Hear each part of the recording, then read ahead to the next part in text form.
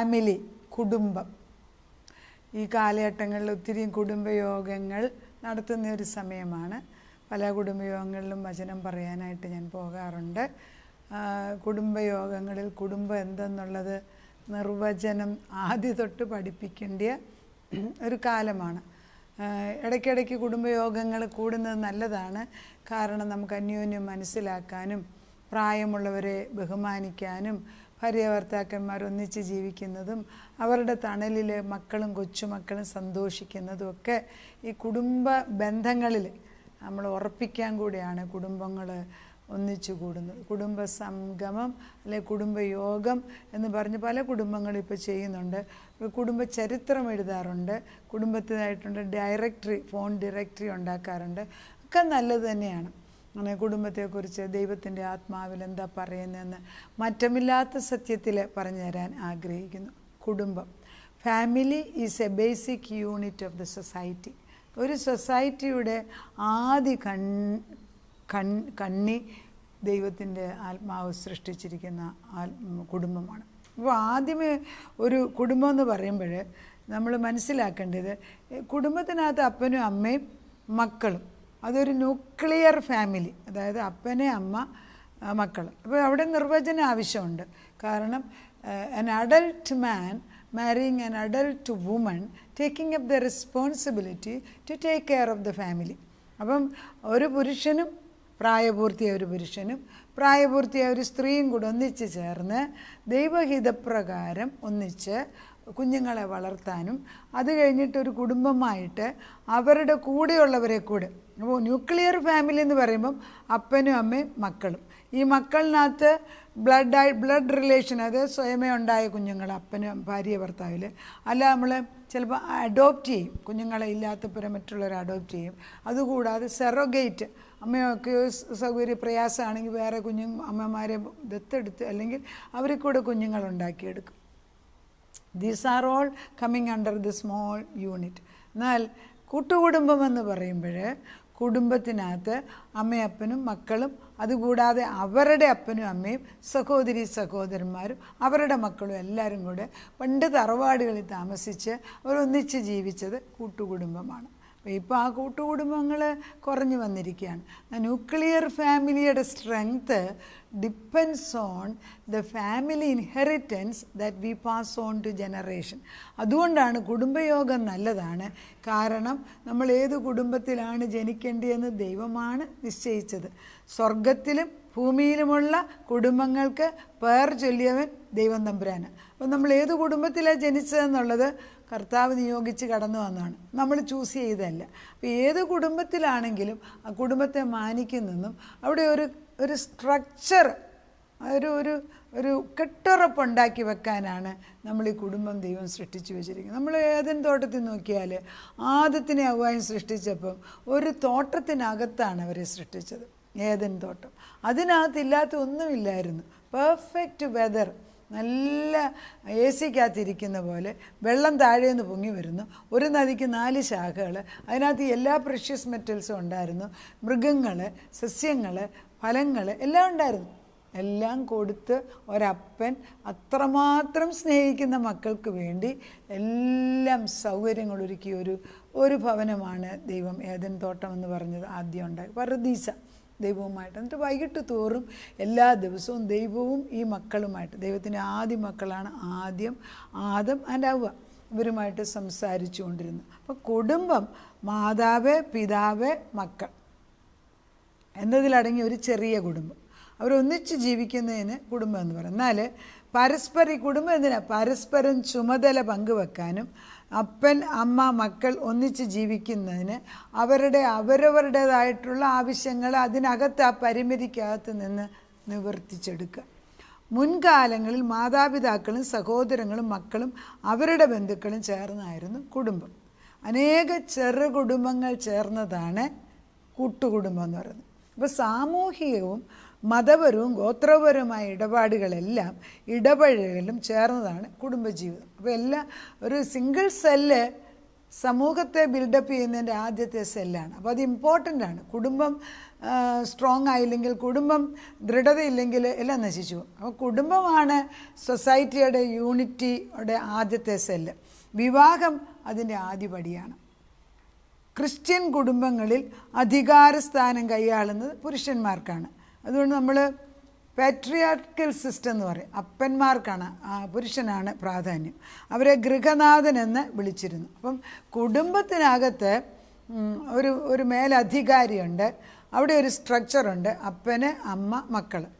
അതിൽ കൂട്ടുകുടുംബമാണെങ്കിൽ ഏറ്റവും പ്രായം ചെന്ന വല്യപ്പച്ചനായിരിക്കും ആ കുടുംബത്തിൻ്റെ എല്ലാ കാര്യങ്ങളും ഒരു യെസ് ഓർ നോ പറയുന്ന വ്യക്തി. അവരോട് ചോദിക്കാതെ ഒന്നും ചെയ്യത്തില്ല. അതൊക്കെ കുടുംബത്തിൻ്റെ ഒരു കെട്ടുറപ്പാണ്.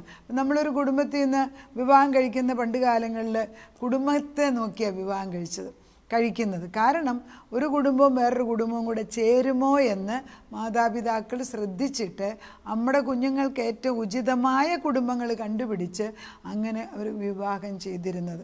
ഇന്ന് കാലങ്ങളിൽ അതെല്ലാം മാറിപ്പോയി. എന്നാലും ആദ്യകാലങ്ങളിൽ എങ്ങനെയാണ് ചെയ്തിരുന്നത് എന്ന് അറിയുന്നത് നല്ലതാണ്. The essence of the family group is parent and child relationship. അതായത് അപ്പനും മക്കളുമായുള്ള ബന്ധം വളരെ ദൃഢമായിട്ടുള്ള ദൈവം ആലോചിച്ചാണ്. അതിപ്പോൾ ഈ ആർട്ടിഫിഷ്യൽ ഇൻ്റലിജൻസ് അല്ലെങ്കിൽ നിർമ്മിത ബുദ്ധി വന്നു കഴിഞ്ഞപ്പം ഇനി മക്കളെയൊക്കെ ആർട്ടിഫിഷ്യൽ വൂമ്പിനകത്ത് അല്ലെങ്കിൽ മെഷീനകത്ത് ഉണ്ടാക്കി കഴിയുമ്പോൾ അപ്പനെ ഏതാ അമ്മയെ ഏതാണെന്ന് അറിയാൻ വയ്യാത്ത സ്റ്റേജ് വന്നാൽ അതൊരു ഡേഞ്ചറസ് സിറ്റുവേഷനിലേക്ക് മോറലി ആൻഡ് എത്തിക്കലി മാറാൻ സാധ്യതയുണ്ട്. പിന്നെ ഇന്ന് മക്കളില്ലാത്തവർക്ക് ഉണ്ടാക്കാൻ എല്ലാത്തിനും ഒരു ജസ്റ്റിഫിക്കേഷൻ വേറൊരു സൈഡുണ്ട്. ഞാൻ അതിനെക്കുറിച്ചിപ്പം അധികം കടക്കുന്നില്ല.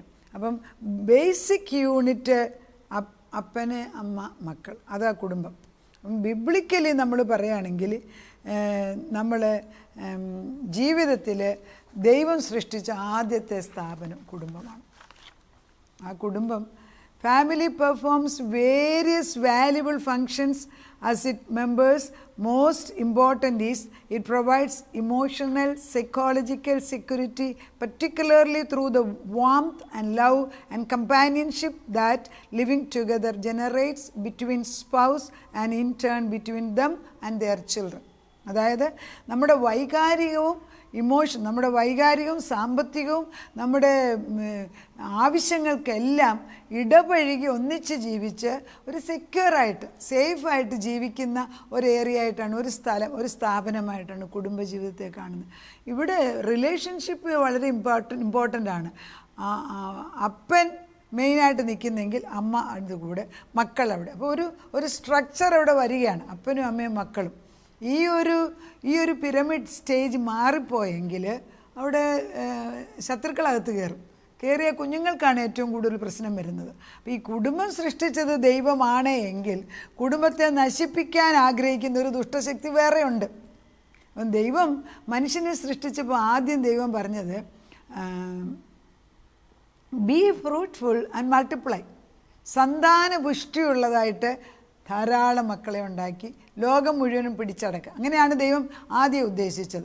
അങ്ങനെ ദൈവം തൻ്റെ കൈകൊണ്ട് തൻ്റെ ഛായയിലും സ്വരൂപത്തിലും സൃഷ്ടിച്ചവരാണ് മനുഷ്യരാകുന്ന നമ്മൾ. അപ്പം ദൈവത്തിന് തൃത്വമുണ്ട്, പിതാവ്, പുത്രന്, പരിശുദ്ധാത്മാ. ഈ തൃത്വം അവർ 3 പേഴ്സണാലിറ്റീസ്, 3 പേരും ഡിഫറെൻറ്റ് ഫങ്ഷൻസ് ചെയ്യുന്നവർ ഒരേപോലെ ചിന്തിച്ച് ഒരേപോലെ ആത്മാവിൽ ഒരേപോലെ പ്രയത്നിച്ചിട്ട് ഉണ്ടാക്കിയതാണ് നമ്മൾ. അപ്പം നമുക്ക് 3 ഘടകങ്ങളുണ്ട്. ഒന്ന് ദേഹം, ദേഹി, ആത്മാവ്. അപ്പോൾ എൻ്റെ ഏറ്റവും പ്രധാനപ്പെട്ട കാര്യം ആത്മാവാണ്. ദൈവം ആത്മാവാണ്. അപ്പോൾ ആത്മാവുള്ളപ്പോൾ നമുക്ക് കാണാൻ പാടാം, നമ്മുടെ കണ്ണുകൊണ്ട് കാണാൻ പാടാം. അപ്പോൾ ഈ ആത്മാവുള്ള ഒരാൾ എങ്ങനെയാണ് മനുഷ്യനെ സൃഷ്ടിച്ചതെന്ന് ചോദിച്ചാൽ അതുകൊണ്ടാണ് ഭൂമിയിൽ നിന്നും മണ്ണെടുത്തിട്ട് പൂഴിയിൽ നിന്നും തൻ്റെ വിരൽ കൊണ്ട് സൃഷ്ടിച്ചെടുത്തിട്ട് 6-ാം ദിവസം മനുഷ്യനെ സൃഷ്ടിച്ചു. അതിന് ആദം എന്ന പേരിട്ട് കൊടുത്തു. അപ്പോൾ ആദം എന്ന പേരിട്ട് കൊടുക്കുമ്പം ആദത്തിനെ ദൈവം അങ്ങേയറ്റം സ്നേഹിച്ചു. കാരണം എൻ്റെ പ്രതിച്ഛായയാണ്. അപ്പോൾ അവർ 3 ഘടകമുണ്ട്, ദേഹം, ദേഹി, ആത്മാവിൽ. ദൈവം ആത്മാവാകുന്ന ആത്മാവാകുന്ന ദൈവം പൂഴി കൊണ്ട് മനുഷ്യനെ ഉണ്ടാക്കിയത് ഇപ്പോൾ ഏദൻ തോട്ടത്തിൽ കിടക്കുകയാണ്. അപ്പോൾ ഈ പൂഴിയായിട്ട് കിടക്കുന്ന ഈ മനുഷ്യനിൽ ഇപ്പോൾ ജീവനില്ല. കർത്താവ് പറയുന്നത് ഉൽപ്പത്തിയിൽ 2:7 പറയുന്നു, ദൈവം അവൻ്റെ ശ്വാസം അവൻ്റെ മേൽ ഊതി, ആദത്തിൻ്റെ മേൽ. അപ്പോൾ അവൻ ജീവനുള്ള ദേഹിയായി മാറി. ഇപ്പം ദേഹിയെക്കുറിച്ച് ഒരു ദേഹം നമ്മൾ കണ്ടു. അപ്പം രണ്ടായി ഇവനൊരു ദേഹിയായി കയറണമെങ്കിൽ, അല്ലെ ഇവൻ ആരെന്ന് മനസ്സിലാക്കണമെങ്കിൽ, ഈ ദേഹീ തലത്തിന് ഒരു ജീവൻ വരണമെങ്കിൽ തൻ്റെ ശ്വാസം ഊതണം. ആരുടെ? ജീവനാകുന്ന ദൈവത്തിൻ്റെ. ആ ശ്വാസം ഊതിയപ്പോൾ അവൻ എഴുന്നേറ്റ് നിൽക്കുകയാണ്. അവനെ ആദം എന്ന് വിളിക്കുകയാണ്. ആദം എന്ന് വിളിക്കുമ്പോൾ ആദത്തിൻ്റെ ഉള്ളിൽ ഔവ്വായുണ്ട്, പുറത്തല്ല, അകത്ത്. ആദത്തിൻ്റെ ഉള്ളിൽ ഔവ്വായുണ്ട്. സൃഷ്ടിച്ച ദൈവത്തിന് തെറ്റുപറ്റുന്നില്ല. ആദം എന്നേ വിളിക്കുന്നുള്ളൂ ദൈവം. ആദം എന്ന് വിളിക്കുമ്പോൾ ആദം ഔവ്വായും ഒന്നിച്ചാണ് പ്രവർത്തിക്കുന്നത്. അങ്ങനെയാണ് ദൈവം ആദ്യം സൃഷ്ടിച്ചത്. അങ്ങനെയാണ് ദൈവം തൻ്റെ സൃഷ്ടിയെക്കുറിച്ച് കണ്ടത്. അപ്പോൾ ഒരു ഡിഫറൻസ് ഓഫ് ഒപ്പീനിയനോ അല്ലെങ്കിൽ അഭിപ്രായ വ്യത്യാസമോ അവിടെ ഉണ്ടാകാൻ ദൈവം ആഗ്രഹിച്ചില്ല. തൃത്വം, പിതാപുത്ര പരിശുദ്ധാത്മ ഒന്നിച്ച് നിൽക്കുന്നത് പോലെ തന്നെ ഭാര്യ ഭർത്താവും മക്കളും ഒന്നിച്ച് നിൽക്കണം ദൈവം ആഗ്രഹിക്കുന്നു. അതുപോലെ തന്നെ മനുഷ്യനിലുള്ള ആത്മാവ്, ദേഹം, ദേഹി, 3 ഘടകവും ഒന്നിച്ച് നിൽക്കണമെന്ന് ദൈവം ആഗ്രഹിക്കുന്നു. ഇതാണ് കുടുംബത്തിൻ്റെ സിമ്പിളായിട്ടുള്ള ഡെഫിനേഷൻ. ഇത് ദൈവം സൃഷ്ടിച്ചതാണ്. സ്വർഗത്തിൽ തന്നെ, പരദീസയിൽ തന്നെ സൃഷ്ടിച്ചതാണ്. കർത്താവിൻ്റെ ആലോചന പ്രകാരം സൃഷ്ടിച്ചതാണ്. അപ്പോൾ അത് ദൈവത്തിൻ്റെ സ്വരൂപത്തിൽ സൃഷ്ടിച്ചപ്പം ദുഷ്ടപിശാചിന് ഇഷ്ടമായില്ല. ശത്രു ഉടനെ കടന്നു വന്നിട്ട് കുടുംബത്തെ നശിപ്പിക്കുക എന്നുള്ളതാണ്. അതുകൊണ്ടാണ് ആദ്യത്തിന് അവയ്ക്കും വേണ്ടാത്ത ചിന്ത എടുത്തു കൊടുത്തിട്ട് ദൈവത്തെ പോലെ ആണോ എന്നുള്ള സംശയം ചോദിച്ചു. ദൈവത്തിൻ്റെ മക്കൾ ദൈവത്തെ പോലെയല്ലേ? പക്ഷെ പല പ്രാവശ്യം ആവശ്യമില്ലാത്ത ചിന്ത അത് ഔവ്വായിൽ കൂടെയാണ് കയറിയത്. ഔവ്വായിൽ കൂടെ കയറി ഔവ്വായും ദൈവത്തിൻ്റെ വചനത്തിനെ മറുത്ത് പാപം ചെയ്തു. അവിടെ വെച്ച് നിർത്താം. അതിനു മുമ്പുള്ള സ്റ്റേജാണ് ഏദൻ തോട്ടത്തിലെ നമ്മുടെ ജീവിതം. ദൈവവും നമ്മളും കൂടെയുള്ള സ്നേഹത്തിൻ്റെ കുടുംബജീവിതം. അതിനെ അല്ലെങ്കിൽ അതിന് വിള്ളൽ വെട്ടിയത് നമ്മൾ പാപം ചെയ്തപ്പോഴാണ്. ദൈവത്തിൻ്റെ കുഴപ്പമല്ല. ഈ കുടുംബജീവിതത്തെക്കുറിച്ച് പറയുമ്പോഴും എഴുതുമ്പോഴും എല്ലാം എനിക്ക് ദൈവത്തിൻ്റെ വേദനയാണ് മനസ്സിലാകുന്നത്. അതുകൊണ്ട് ഞാൻ ആധികാരികമായിട്ട് ഈ വചനം പറയുന്നു എങ്കിലും ദൈവത്തിൻ്റെ ഉള്ളിൻ്റെ വേദനയും കൂടി ഇതിനകത്തോട് പകർന്നു തരാൻ ആഗ്രഹിക്കുന്നു. കുടുംബം സൃഷ്ടിച്ച ദൈവത്തെ മാനിക്കുക. അപ്പച്ചൻ മാറ്റമില്ലാത്ത ചില നിയമങ്ങളും നിബന്ധനകളും നമുക്ക് തന്നിട്ടുണ്ട്. അതിലേക്ക് നമുക്ക് അടുത്ത ദിവസം കടക്കാം. നാഥ, കുടുംബം സൃഷ്ടിച്ചത് നീയാണെന്ന് മനസ്സിലാക്കി ചെന്നു. നിൻ്റെ ഛായയിലും സ്വരൂപത്തിലും നീ മനുഷ്യനെ സൃഷ്ടിച്ചു. ആദത്തിനെ അപ്പച്ചൻ്റെ കൈ കൊണ്ടുണ്ടാക്കിയപ്പോൾ ആദത്തിൻ്റെ അകത്താണ് ഔവ്വായിരിക്കുന്നത്. അത് അതിവിശുദ്ധമായ നിൻ്റെ ശുശ്രൂഷ പ്രവർത്തികളിൽ, കർത്താവിൻ്റെ പ്രവർത്തന മണ്ഡലങ്ങളിൽ ആദ്യ സൃഷ്ടിയാകുന്ന മനുഷ്യൻ എത്രയോ മനോഹരനായിരുന്നു. ആദത്തിൻ്റെ സൗന്ദര്യം പറഞ്ഞയക്കാൻ വയ്യാതെ, ആദത്തിൻ്റെ അതേ സൗന്ദര്യത്തിന് മാച്ച് ചെയ്ത് ആദത്തിൻ്റെ ഉള്ളിൽ നിന്ന് ഒരു ഔവ്വായി ഉണ്ടാക്കാൻ ദൈവം പ്ലാൻ ചെയ്യുന്നതായിട്ട് അടുത്ത ദിവസം പറയാൻ ആഗ്രഹിക്കും.